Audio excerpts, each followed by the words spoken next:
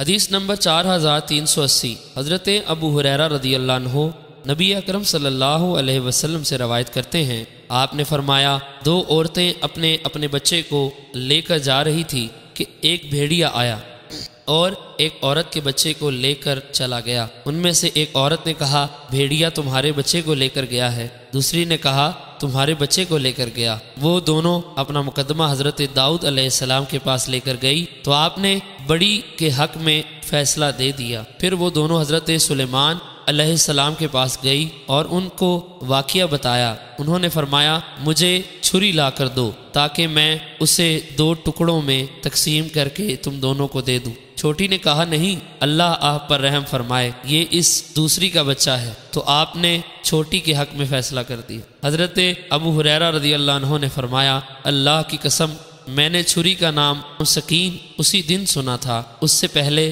ہم اسے مدیہ کہتے تھے۔